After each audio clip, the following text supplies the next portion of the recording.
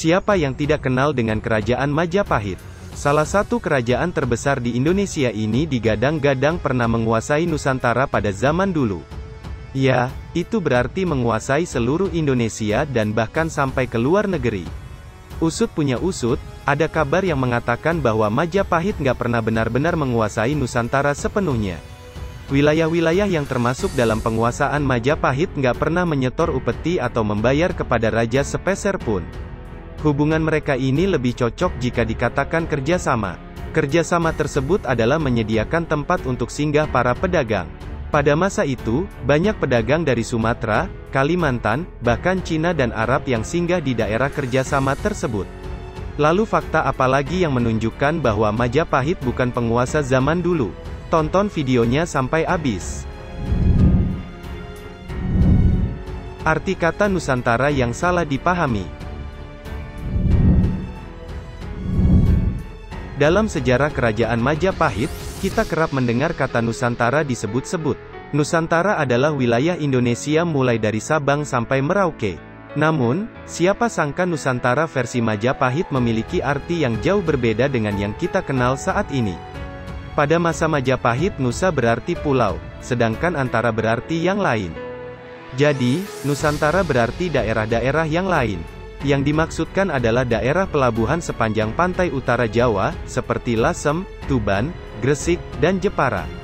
Daerah-daerah ini melakukan kerjasama dengan tujuan menyediakan pelabuhan bagi pedagang dari seluruh Nusantara seperti Sumatera, Kalimantan, Cina, dan bahkan Arab. Hubungan Majapahit dengan wilayah-wilayah lain bisa disebut sebagai mitreka satata atau kerjasama. Sehingga membuat Majapahit wajib melindungi partnernya. Salah tafsir dari para Founding Fathers Indonesia. Para Founding Fathers Indonesia ikut memperkuat anggapan bahwa Majapahit penguasa Nusantara, terutama Muhammad Yamin.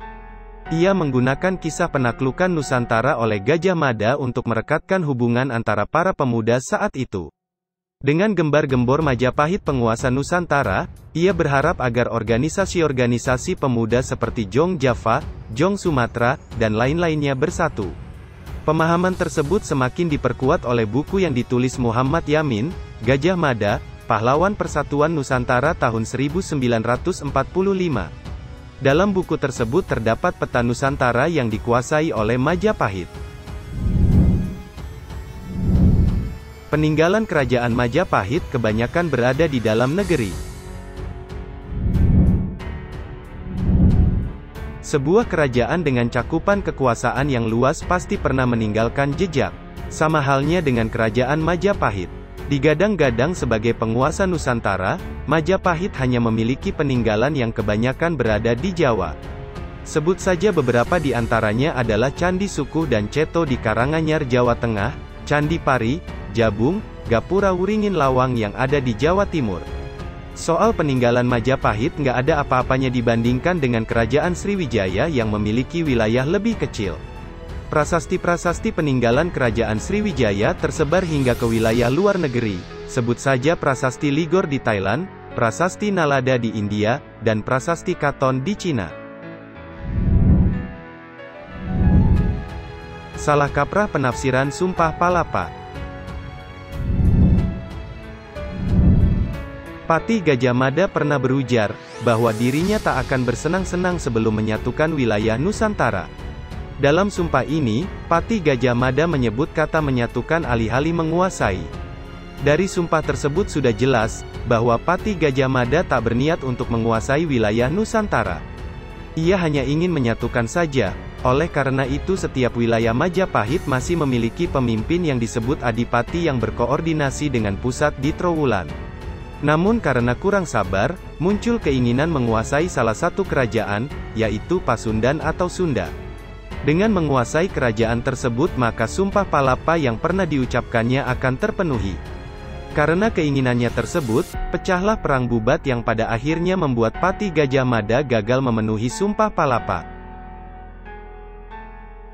Suatu kerajaan dikatakan berjaya jika memiliki wilayah kekuasaan yang luas. Dalam sejarah, kekuasaan Majapahit disebut-sebut hingga ke luar negeri.